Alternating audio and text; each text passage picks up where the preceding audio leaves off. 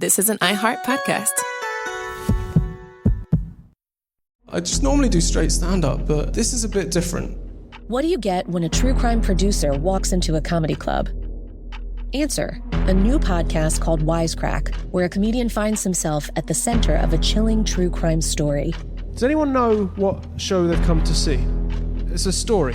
It's about the scariest night of my life. This is Wisecrack, available now.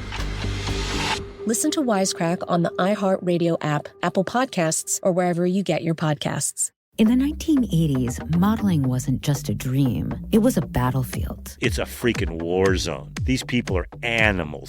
The Model Wars podcast peels back the glossy cover and reveals a high-stakes game where survival meant more than beauty. Hosted by me, Vanessa Gregoriadis, this is the untold story of an industry built on ruthless ambition. Listen to Model Wars on the iHeartRadio app, Apple Podcasts, or wherever you get your podcasts. Hi, my name is Enya Umanzor. And I'm Drew Phillips. And we run a podcast called Emergency Intercom. If you're a crime junkie and you love crimes, we're not the podcast for you. But if you have unmedicated ADHD... Oh my God, perfect. And want to hear people with mental illness, psychobabble... Yes. Then Emergency Intercom's the podcast for you. Open your free iHeartRadio app, search Emergency Intercom, and listen now. What would you do if one bad decision forced you to choose between a maximum security prison or the most brutal boot camp designed to be hell on earth? Unfortunately for Mark Lombardo, this was the choice he faced. He said, "You are a number, a New York State number, and we own you." Listen to Shock Incarceration on the iHeartRadio app, Apple Podcasts, or wherever you get your podcasts.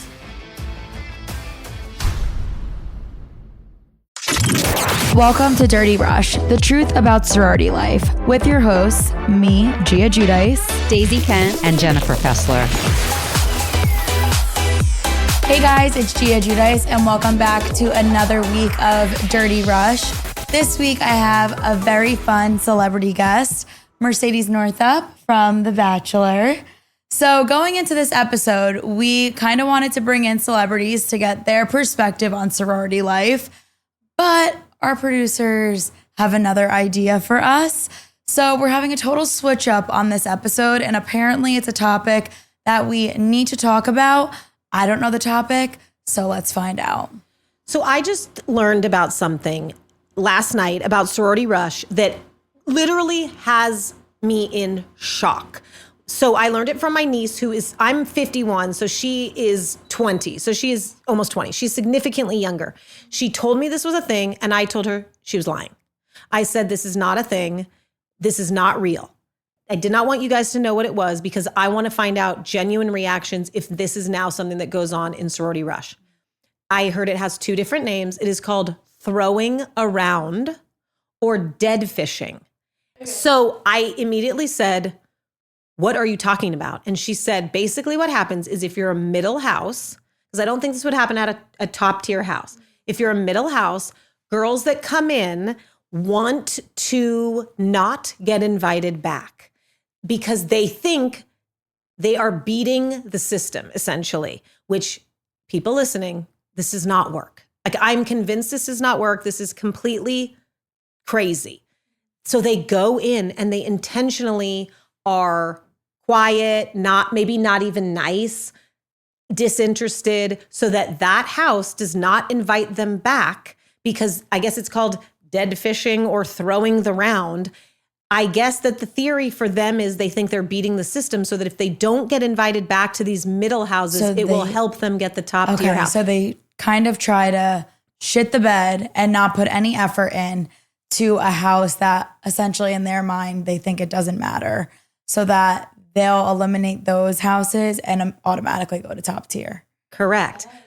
Knowing what I know, it seems absolutely insane. I've never heard of anything this crazy. This would never have happened in my era because first of all, it's trying to game the system, which doesn't work, right?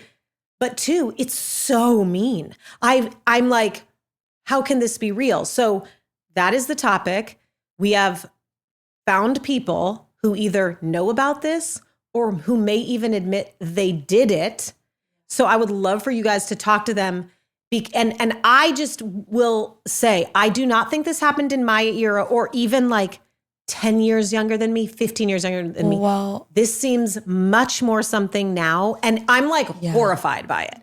To be honest with you, I have never heard of the term, but I feel like regardless, girls might have been subconsciously doing it. Whether it wasn't a term, because I don't think I've never heard that term when I was rushing, but I feel like girls would subconsciously do that. If they weren't interested in those houses, they wouldn't put their efforts there because they want to put their efforts into something else. Yeah. So I feel like maybe it's not a term that I am aware of or that we are aware of, but I feel like girls, but it's a behavior. It's a behavior. Yeah, I think subconsciously is like a good word because I feel like when we went through recruitment or when I went through, like, I definitely think there was like some houses where I was like, I don't think we're a match, but I never went in there being like, 100%. I'm going to be rude or I'm going to make them think I'm like, you know what I'm saying? Like I was always nice. I would never, put them in a situation like that or myself. I think automatically when you kind of go into a house and you start that speed dating process, when you're in that open house round going through all of that, you kind of know who you click with and who you don't click with. But the problem is I was still nice to everybody. I was still myself to everybody. And okay, maybe I didn't connect with those girls, but maybe those girls connected with me. So you still want to make a good impression, and because no matter what, everyone's talking during the recruitment process. So you still want to make a good impression and represent yourself how you want your reputation to be. Because if you go into a sorority and you're an asshole. The part for me that's kind of blowing my mind on it, and again, nobody, unless you work for Panhellenic, I guess, really knows exactly how this computer system algorithm works. But the way I understand it is, and when I went through Rush, it was like, go to these houses, be yourself, but be polite and nice and chatty and kind like you would at any house. And if you get invited back to every house, then you pick, meaning we called them the rushee. So the rushee, if they get invited back to every house, really the advantage is to them. They're going to narrow down and get the houses they want. So the thing that's like very befuddling to me, and I think some people will be able to explain it, is how would this possibly work? But I guess in people's minds, they're trying to game the system. Yeah. And I just stand by going, gaming the system in Rush really doesn't work. Yeah. And I thought it was interesting because I had a couple people say to me, oh yeah, so-and-so did that, but she didn't end up with a house. And it's like, exactly. Yeah. So look, for people listening, this whole Rush process is so fascinating because it's not just, hey, how are you? What's your major? Let's be friends. There's all this strategy and coaches and all these things that have changed the game so much. So I think I wanted to sort of go, let's throw what we were going to do out and really dig into this as these girls are in Rush. And I'm sorry, but if you're listening, don't do this. Yeah. Do not do this. Yeah. It's totally bonkers. And like you were saying, if you really do put your efforts in and all the houses want you back, take that as a compliment. Literally. But I also feel like it's kind of a sense of entitlement. Clearly, some of these girls think that they're better. And when you have that attitude, 90% of the time it doesn't go your way. I feel like it's just changed so much. Like, again, the coaches, like, that's crazy. No, I've never heard of that until this podcast. Yeah, and I also feel like when you're hiring a coach to get you into this top sorority, they're making you someone that you're not. 100%. Do you know what I'm saying? So, like, you're going to get into a sorority. Yeah, you got into the top sorority. That's amazing. Like, you feel cool for, like, 5 seconds. But then you look at this other sorority and you're like, wait, those are my people. Like, those are the people that I would be, like, best friends for life with. Instead, I'm in this sorority that I have nothing in common with. No. Like, I don't agree with, or not agree with their philanthropy, but, like, I think I would match better in this one. But it's because you weren't your true, honest self and you were doing all these things. That is not what the recruitment process should be like. 1,000%. It's just changed so much. It's crazy. It has. If I hired a Rush coach at Rutgers University. No, please. Oh my God. We would be canceled. Oh, I would be canceled. That's crazy. And I think about, okay, so I truly thought this was made up. I literally said to my niece, no, I think that the girl was just having a bad day or she was shy. And my niece was like, no, it's intentional. So my thing is, the poor rusher, I don't forget what you guys call it, like potential new member talks to the PNM. PNM talks to the member. So we called him the rusher, the rushie. That poor girl who's talking to this girl who's a dead fish must have felt horrible about themselves. And yes, they go and make sure that girl gets dropped. So because it would be so awful. So anyway, I hope we have people to really talk about this, because this is the kind of thing that does give Rush a bad name. Whereas like I loved sorority life and I love all of it, but this has me sort of horrified. Yeah. Well, again, it's that sense of like entitlement and thinking who you are. And this is why people have such a negative view on sororities. I also feel like the social media that goes into it now too has a big, I feel like that's a big reason on why it's so like. I mean, you think of a typical stereotype of a sorority girl, blonde hair, skinny, like great fashion. I mean, I think Bama's a fun school, but I think about Bama. I do. Yeah. I'm hearing, and again, this will be interesting conversations for this episode and others, that some of those girls doing the OOTDs and all that is actually hurting their chances now. That some schools are frowning upon that and kind of aren't really so into that. Yeah. So it'll be really interesting. But for me, what's been so shocking is the change. Now, at the core, I think once you're in the house, and we'll delve into this in this series of pledging and initiation and date parties and standards and all the things that go along with Rush and sorority life. But the Rush process is so different now. Yeah.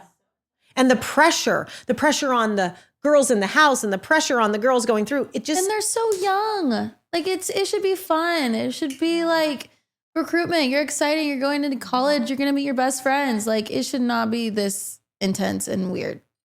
No, and it's getting weird. It's getting weird. And in college, you're supposed to find yourself and really find who you are. And I mean, if you're trying to paint this picture that you're not when you're joining a sorority, how is that going to help you find yourself? If anything, that's going to make you more confused. Yeah. So I think let's dig into this and see if this is a real thing. Yeah. Because it actually shocked me. I was like, that cannot be real. Yeah.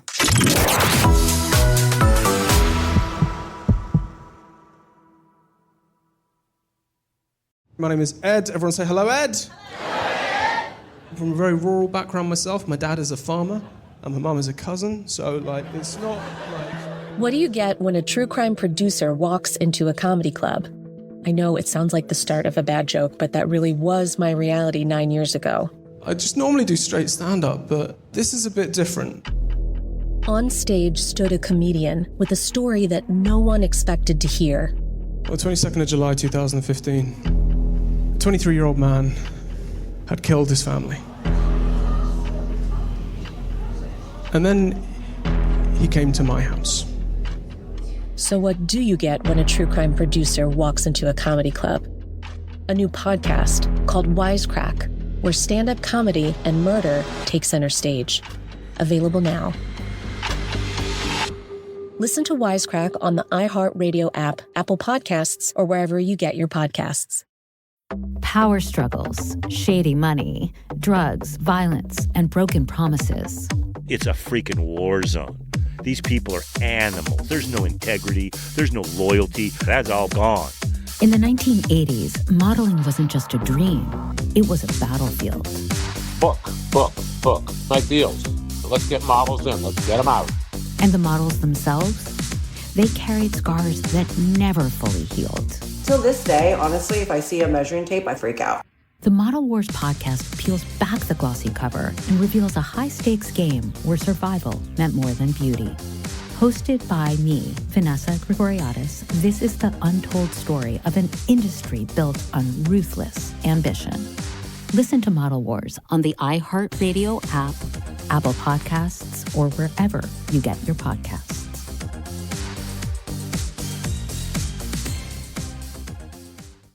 Hi, my name is Enya Umanzor. And I'm Drew Phillips. And we run a podcast called Emergency Intercom. If you're a crime junkie and you love crimes, we're not the podcast for you. But if you have unmedicated ADHD, Oh my God, perfect. and want to hear people with mental illness psychobabble, Yes, yes. then Emergency Intercom's the podcast for you. Open your free iHeartRadio app, search Emergency Intercom, and listen now. Hola, it's Honey German, and my podcast, Gracias Come Again, is back. This season, we're going even deeper into the world of music and entertainment with raw and honest conversations with some of your favorite Latin artists and celebrities. You didn't have to audition? No, I didn't audition. I haven't auditioned in like over 25 years. Oh, wow. That's some real G talk right there. Oh, yeah.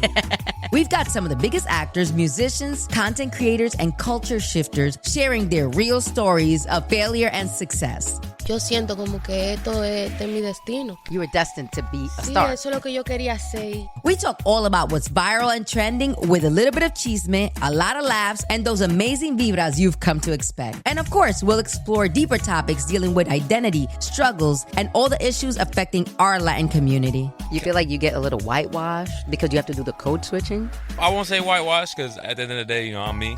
Yeah. But the whole pretending and it takes a toll on you. Listen to the new season of Gracias Come Again as part of My Cultura Podcast Network on the iHeartRadio app, Apple Podcasts, or wherever you get your podcast.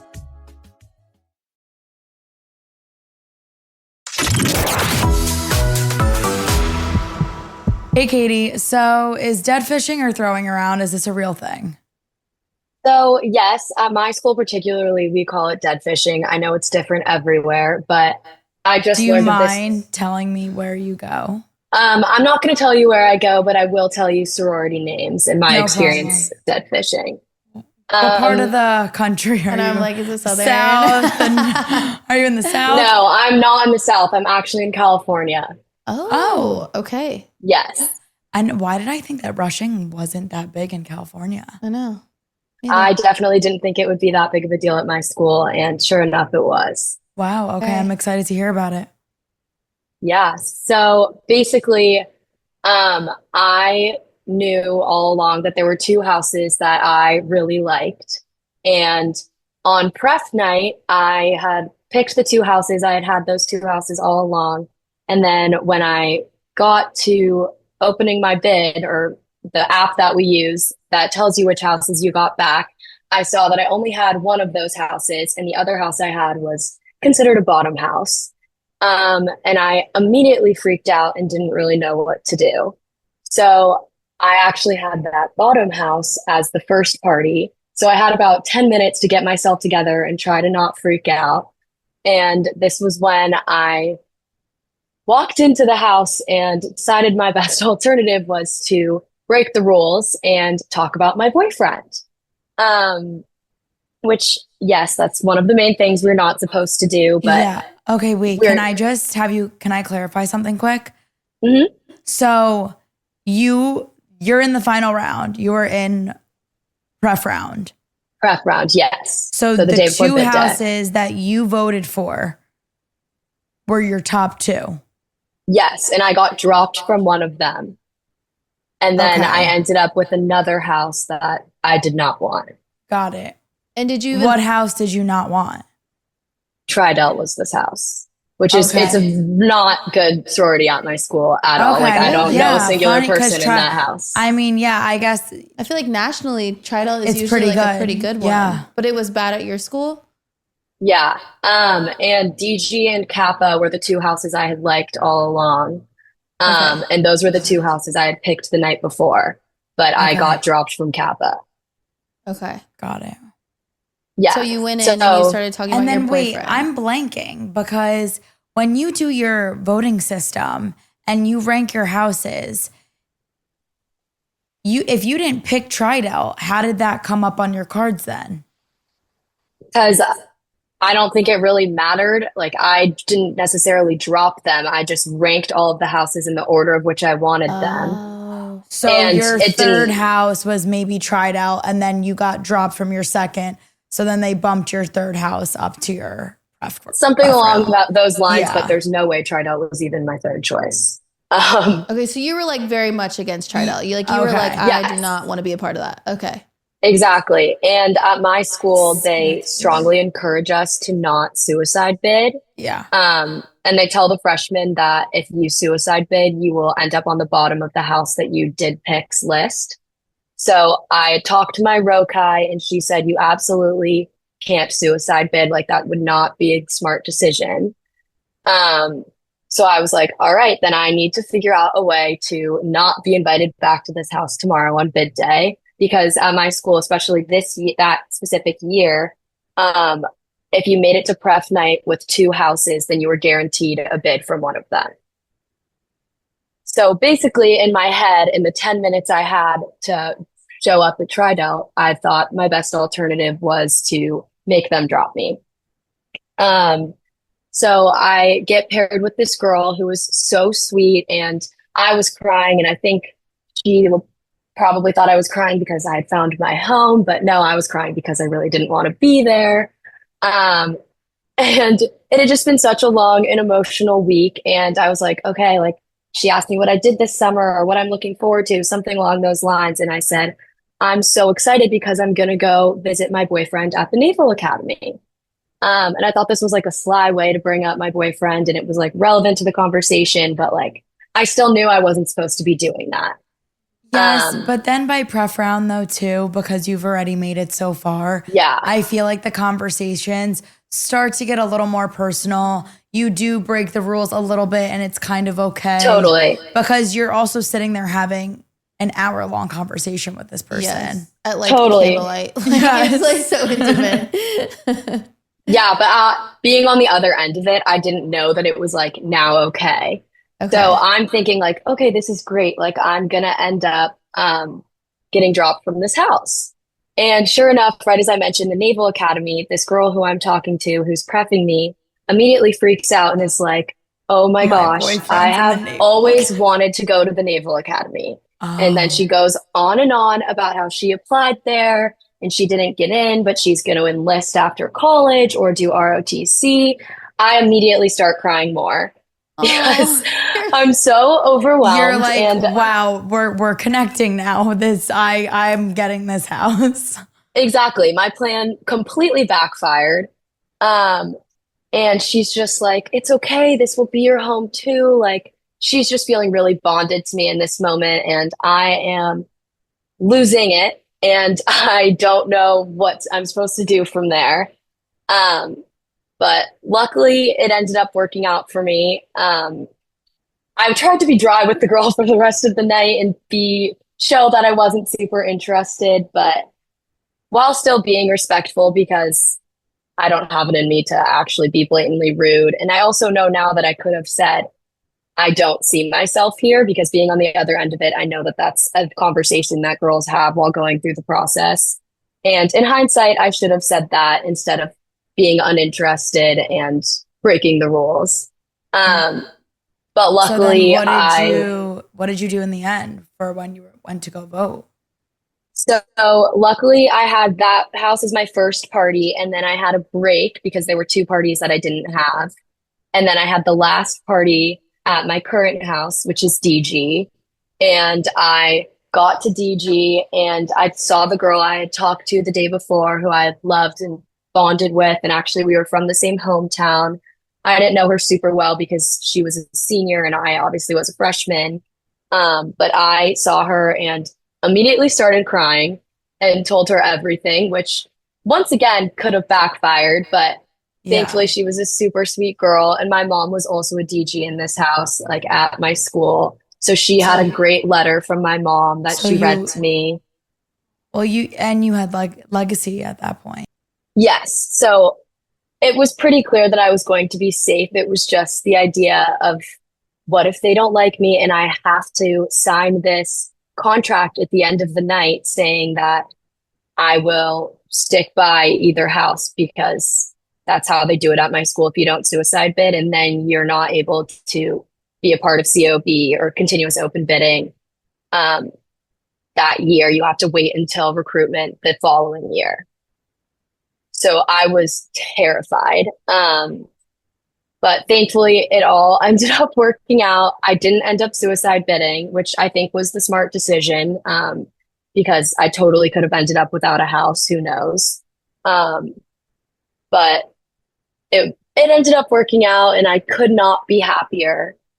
But dead fishing is definitely a thing, and I've definitely experienced it being on the other side, and it's not a good position to be in on either end. Yeah.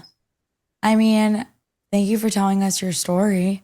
And I'm really happy that you are in DG now and you found your home. But I mean, you also realize now that maybe you should have just been honest and you should have just told them you didn't see yourself here.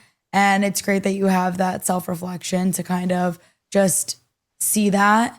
And I don't think you had the worst story. She did end up connecting with you and really loving you. So, I mean, I'm happy it all worked out. And, you know, sometimes honesty is the best answer.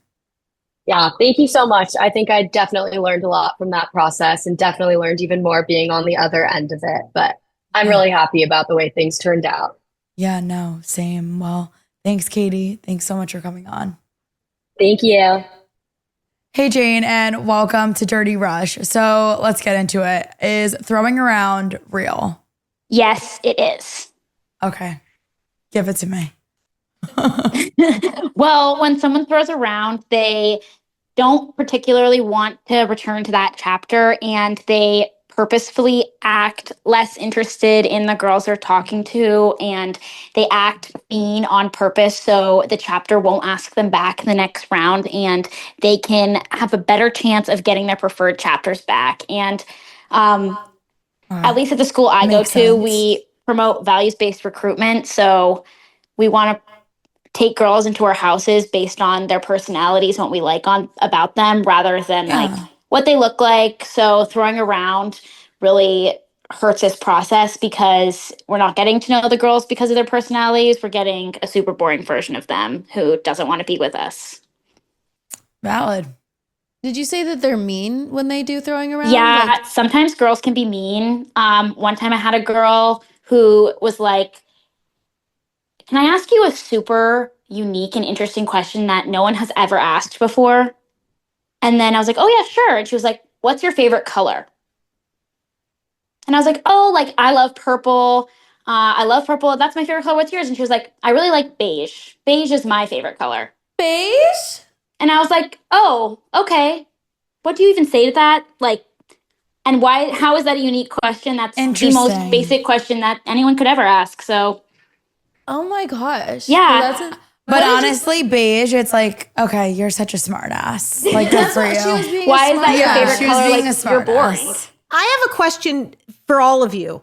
I heard that you can tell Panhellenic if you think someone is throwing around. Is that accurate? Because I don't know how you would actually say, oh, they're throwing around when maybe they actually are just a little bit. Yeah, Absolutely. I feel like, how can you accuse someone of that? You can report someone to Panhell for throwing around, but it is pretty difficult because they have to be breaking the rules somehow. You can't be kicked out of recruitment for being boring. So you have to be actively talking about things you're not supposed to, breaking rules or going against like what the chapter's values are. So girls are able to get away with throwing rounds pretty easily. I did find this out. Sorry to jump in, but because I thought, well, why not just not go to that party? I guess if you skip a party, you can be eliminated from the rush process. Absolutely. Yes, you have At my school, you have to attend every single round you're invited back to, or you're not allowed to participate in primary recruitment. I think that's how my school was too. Same. Yeah, I feel like you have that's to do pretty, I think that's pretty standard. It's like the respectful thing to do, right? Yeah. Just kind of give everyone a shot because you'll be surprised. Maybe you do like a middle tier sorority over a high sorority. Yeah, I would over a top absolutely tier. much rather be in my chapter than a quote unquote top sorority at my school because the culture is toxic and I make much better friends here than I ever would anywhere else. So you didn't necessarily participate in the throwing around, but you experienced it from other girls. Yes. Other it's- P&Ms that were coming in to rush It's your not sorority. incredibly common in my chapter, but it does happen. But a lot of other chapters at my school experience it a lot, and it really hurts girls. And these girls go through so much work to prepare for primary recruitment. And then when they have to meet with every single PNM and it's really awful, it hurts their self-confidence and makes them feel bad about the organization that they love so much and work so hard to join. So it really is a bummer. Yeah, of course. It's almost like you're trying so hard to get to know a person, but you're not even getting to know them for who they really are. Well, especially when you, like, we know, and obviously you know, like, going and, like, doing recruitment, the other side of it, you put so much time and effort. So when someone comes in and they're, like, rude or, like, trying to talk about things just to get out of it, like, that's so disheartening. You know, and, like, because I mean, at the end of the day, it's just, it's disrespectful. One Because time I even no had matter a girl, where, no matter where you're ranked, each sorority puts so much effort into making their rush process perfect and exactly how they want it to be and how they want it to be like represented and presented to the PNMs. So for girls to do that, it is a slap in the face. They should really give everyone a fair shot. Jane, what were you going to say? Oh, I was just saying one time, a friend of mine even had a girl come in and she sat down and the first question she asked was, "Are you Jewish?" Yep. Because she was wearing a Star of David and had a slightly Jewish last name. And that was the first question they asked her. And it was simply because they didn't want to be at that house and they wanted to be dropped from that chapter. They should have been dropped from recruitment. I think they ended up being dropped from recruitment. Okay, But, good. Because that's crazy. It was crazy. Yeah. That's insane. And at least at my school, the chapters do work really hard to eliminate PNMs like that. So you can get, I guess, blacklisted from a lot of chapters for displaying that kind of behavior or negative comments towards other chapters. It can affect you in the recruitment process for sure. So you do have to be careful, obviously, but it is really hard to get caught for throwing rounds. Yeah. Well, Jane, thank you so much. Thanks for telling us your story. And I hope that you kind of shed light on this so future PNMs know to go into recruitment with an open mind and really give everyone their best efforts. Thank you, guys. Thank you.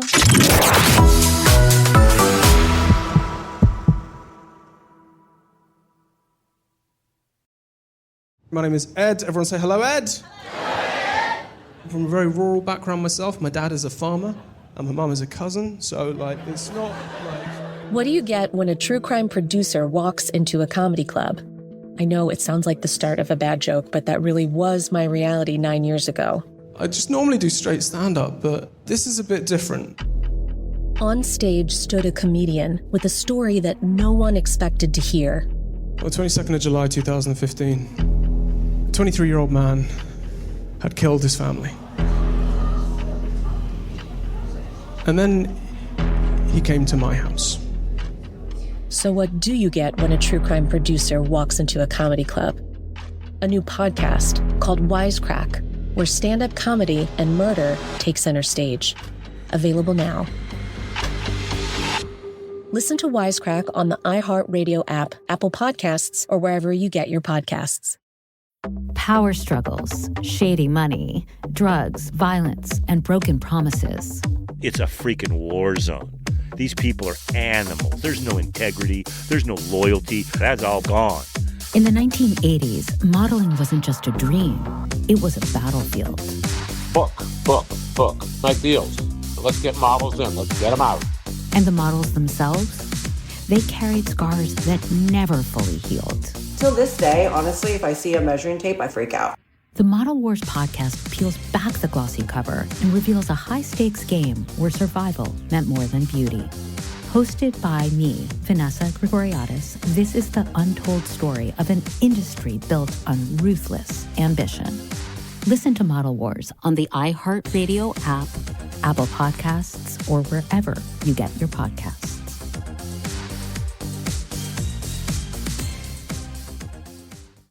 Hi, my name is Enya Umanzor. And I'm Drew Phillips. And we run a podcast called Emergency Intercom. If you're a crime junkie and you love crimes, we're not the podcast for you. But if you have unmedicated ADHD... Oh my God, perfect. And want to hear people with mental illness psychobabble... Yes. Then Emergency Intercom's the podcast for you. Open your free iHeartRadio app, search Emergency Intercom, and listen now. Hi, I'm Jenica Lopez, and in the new season of the Overcomfort podcast, I'm taking you on an exciting journey of self-reflection. Am I ready to enter this new part of my life? Like, am I ready to be in a relationship? Am I ready to have kids and to really just devote myself and my time? I wanted to be successful on my own, not just because of who my mom is. Like, I felt like I needed to be better or work twice as hard as she did. Join me for conversations about healing and growth. Life is freaking hard, and growth doesn't happen in comfort. It happens in motion, even when you're hurting. All from one of my favorite spaces, the kitchen. Honestly, these are gonna come out so freaking amazing. Be a part of my new chapter and listen to the new season of the Overcomfort podcast as part of the My Cultura podcast network on the iHeartRadio app, Apple Podcasts, or wherever you get your podcast.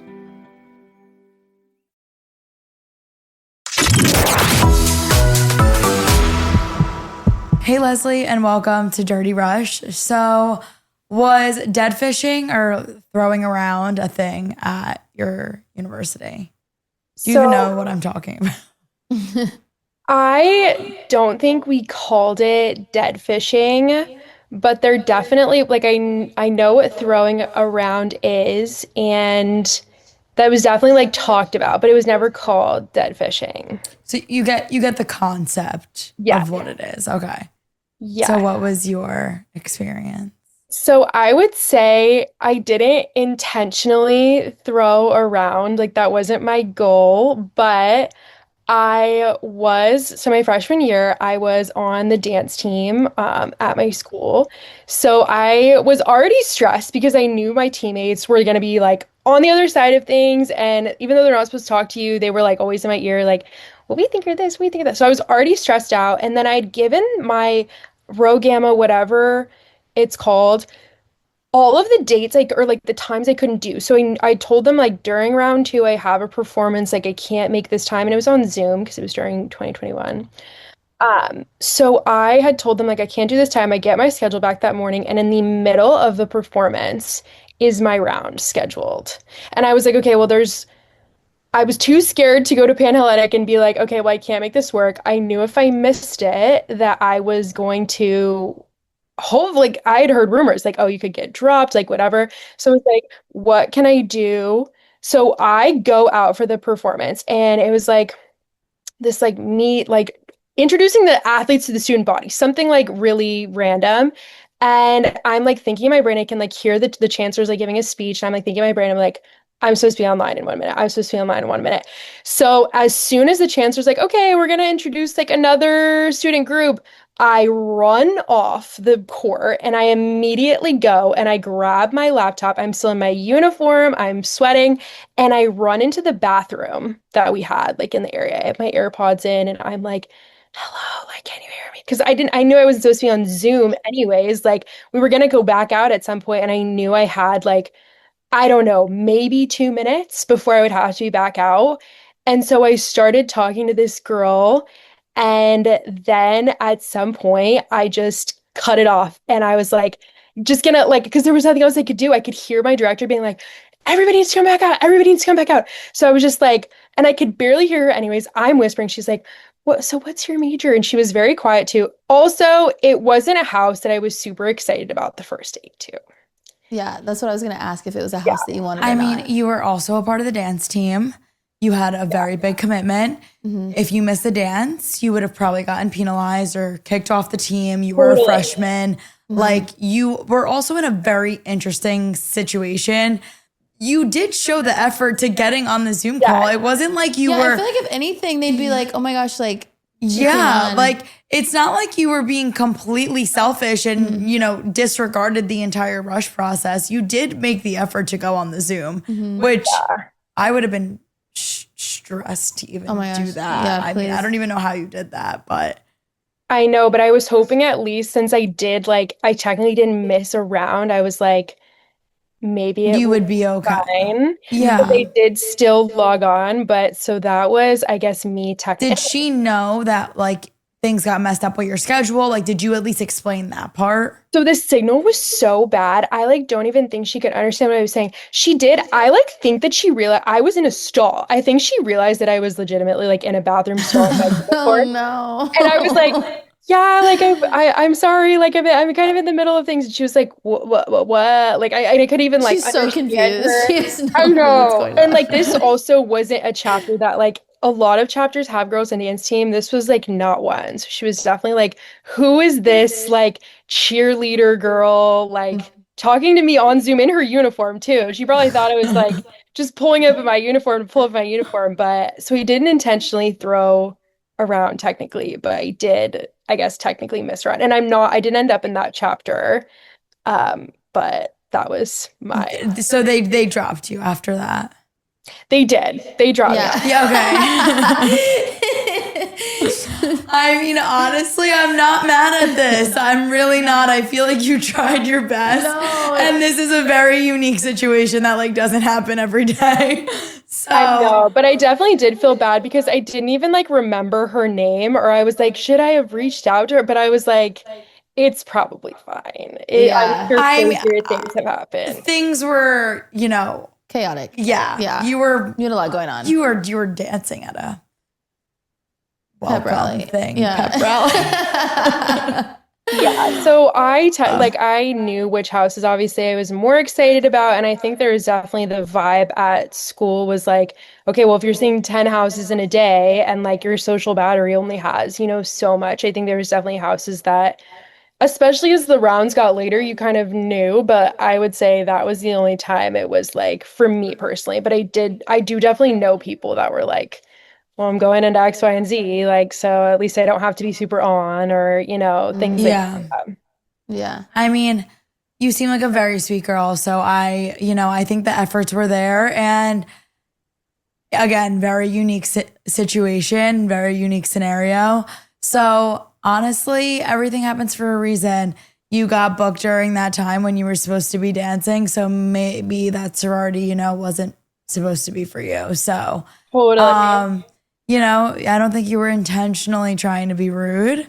So I know obviously some people can have that attitude and think that they're better than certain sororities, but I think it's good to go into every round really just showing your best efforts because you are at the end of the day representing yourself. So you want people to, have a good image and view on you and just think, show your best self. And at the end of the day, if you got all the houses back and you were the one eliminating them, at least take it as a compliment at the end of the day, Totally. Yeah, no, I definitely agree. And also, especially, I don't know if this is the case at other schools, but at UCLA for sure, everyone's friends with everyone. Like my roommates were in different sororities than me. Like, it wasn't like, so it could have easily gotten back to them, like other people like, oh, so-and-so like was very clear, like didn't want to be there, like, whatever. So that's also something I think people need to know before they like enter Rush. Like if you think you're throwing one house, like you could be throwing 5 houses. Like they could go home and be like, tell their roommates,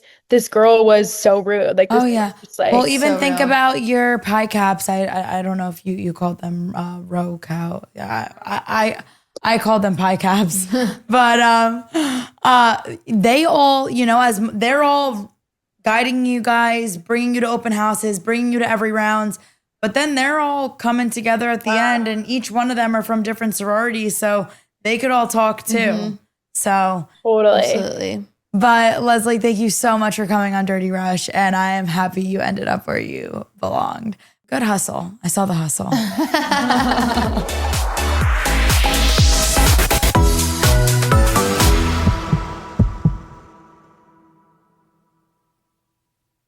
I just normally do straight stand-up, but this is a bit different. What do you get when a true crime producer walks into a comedy club? Answer, a new podcast called Wisecrack, where a comedian finds himself at the center of a chilling true crime story.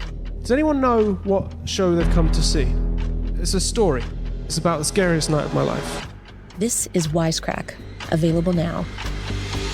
Listen to Wisecrack on the iHeartRadio app, Apple Podcasts, or wherever you get your podcasts. In the 1980s, modeling wasn't just a dream. It was a battlefield. It's a freaking war zone. These people are animals. The Model Wars podcast peels back the glossy cover and reveals a high-stakes game where survival meant more than beauty. Hosted by me, Vanessa Gregoriadis, this is the untold story of an industry built on ruthless ambition. Listen to Model Wars on the iHeartRadio app, Apple Podcasts, or wherever you get your podcasts. Hi, my name is Enya Umanzor. And I'm Drew Phillips. And we run a podcast called Emergency Intercom. If you're a crime junkie and you love crimes, we're not the podcast for you. But if you have unmedicated ADHD... Oh my God, perfect. And want to hear people with mental illness, psychobabble... Yes. Then Emergency Intercom's the podcast for you. Open your free iHeartRadio app, search Emergency Intercom, and listen now.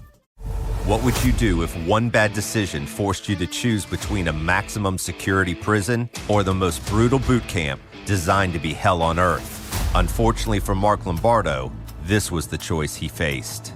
He said, "You are a number, a New York State number, and we own you." Listen to Shock Incarceration on the iHeartRadio app, Apple Podcasts, or wherever you get your podcasts. This is an iHeart podcast.